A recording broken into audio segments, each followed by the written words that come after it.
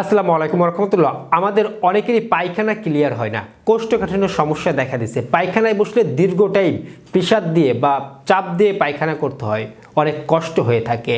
এবং শুধুমাত্র এতটুকুতেই সীমাবদ্ধ নয়, যে সকল ব্যক্তিদের দীর্ঘদিনের কোষ্ঠকাঠিন্য সমস্যা থাকে তাদের এক পর্যায়ে পাইলসে বা মলদ্বারে বিভিন্ন সমস্যা দেখা দিতে পারে।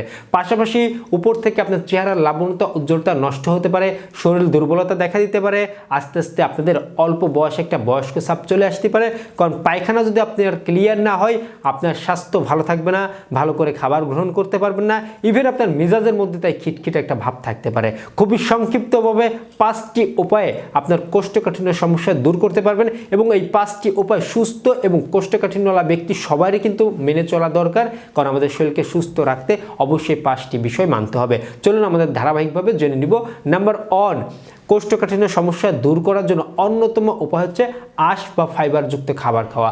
আঁশ বা ফাইবার আমাদের পায়খানার ভিতরে পানি ধরে রাখতে সহযোগিতা করে, তাই আমরা এই সমৃদ্ধ খাবার খাবো।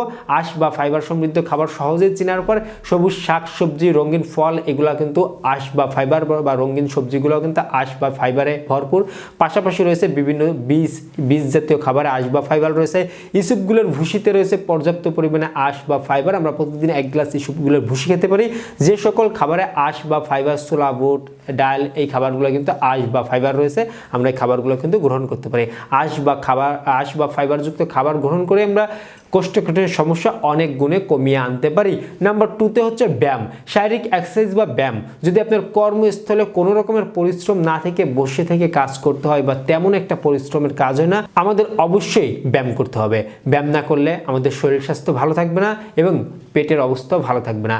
আমাদের হজম শক্তি বৃদ্ধি করতে, কোষ্ঠকাঠিন্য সমস্যা দূর করতে, দীর্ঘমেয়াদী রোগে না পড়তে চাইলে বা রোগে পড়েছেন, ডায়াবেটিস, উচ্চ রক্তচাপ, এইগুলো নিয়ন্ত্রণ করতে ব্যায়াম আমাদের অন্যতম হাতিয়ার হিসাবে কাজ করে।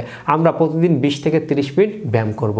প্রতিদিন 20 থেকে 30 মিনিট ব্যায়াম করব। ব্যায়াম মানে আপনাকে জিম সেন্টারে যেতে হবে এমন না। আপনি ভালো করে জগিং করলে, হাঁটলে বা দৌড়াইলে, আপনি ঘরের মধ্যেও অনেক ব্যায়াম করা যায়, চাইলে করতে পারেন। নাম্বার 3তে অবশ্যই পর্যাপ্ত পানি পান করব। পর্যাপ্ত পানির ঘাটতির কারণেও কিন্তু আমাদের কোষ্ঠকাঠিন্য সমস্যা দেখা দিতে পারে। ডিহাইড্রেশনের কারণে আমাদের শরীর দুর্বলতা থেকে শুরু করে আমাদের চেহারা লাবণ্যতা উজ্জ্বলতা আস্তে আস্তে নষ্ট হয়ে যাওয়া, বয়সের একটা ছাপ চলে আসা, ইভেন চোখের নিচে কালো দাগ, কপাল কুঁচকে যাওয়া, চোখের নিচে কুঁচকে যাওয়া, এগুলোর পিছনে অনেক ক্ষেত্রে পানিটা দায়ী হয়ে দাঁড়ায়। এজন্যই আমরা খুব প্রয়োজনে পানি খাচ্ছি, কিন্তু আমাদের স্বাস্থ্যে যতটুকু প্রয়োজন ততটুকু আমরা পানি পান করছি না। এই ভুলটা একদমই করা যাবে না। নাম্বার 4-এ বলতে চাই অস্বাস্থ্যকর খাবার ত্যাগ করতে হবে। যেমন দিন চলেছে আমাদের ফাস্টফুড, জাঙ্ক ফুড, তেলে ভাজা খাবার, মশলাযুক্ত খাবার, প্রসেস ফুডগুলা, এই খাবারগুলো কেন যেন আমাদের দৈনন্দিন জীবনে একটু বেশি পরিমাণে হয়ে যাচ্ছে এবং আমাদের ন্যাচারাল সমৃদ্ধ খাবার থেকে আমরা নিজেকে এড়িয়ে রাখতেছি। এই ভুলটা করবেন না। আপনার টাকা পয়সা আছে, আপনি খেতে পারেন, সুযোগ আছে বলেই যে আপনি সবসময় এই খাবার দিয়ে আপনার রক্ত চালাবেন বা এই খাবারগুলো আপনি বেশি খাবেন, জেনে রাখুন, শুনে রাখুন বা বুঝে রাখুন, আস্তে আস্তে আপনি হার্টের রোগী হতে পারেন, আস্তে আস্তে আপনি ব্লাড প্রেশার রোগী হতে পারেন, ডায়াবেটিসের রোগী হতে পারেন, রক্তে কোলেস্ট্রল বেড়ে যাবে এমন রোগী হতে পারেন, আপনার লিভারে সমস্যা হতে পারে। তখন কিন্তু আপনার এই টাকায় তেমন একটা ফলাফল পজিটিভ আসবে না।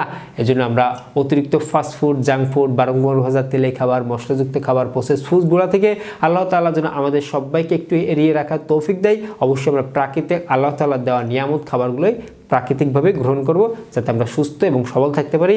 নাম্বার 5, শুনলে আশ্চর্য হবেন, রাতে পর্যাপ্ত ঘুম না হলে সকালে টয়লেট ক্লিয়ার না হতে পারে। ঘুম না হলে আমাদের শরীর তেমন একটা ভালো করে ভিতরের অঙ্গগুলো কাজ করতে পারে না।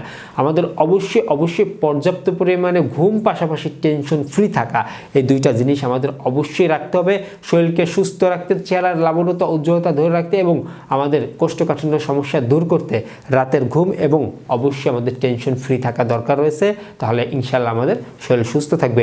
দীর্ঘদিনের কোষ্ঠকাঠিন্য নিয়ে যদি আপনি নিজে কোনো সমাধান না পান, একজন বিশেষজ্ঞ চিকিৎসকের পরামর্শ নেবেন।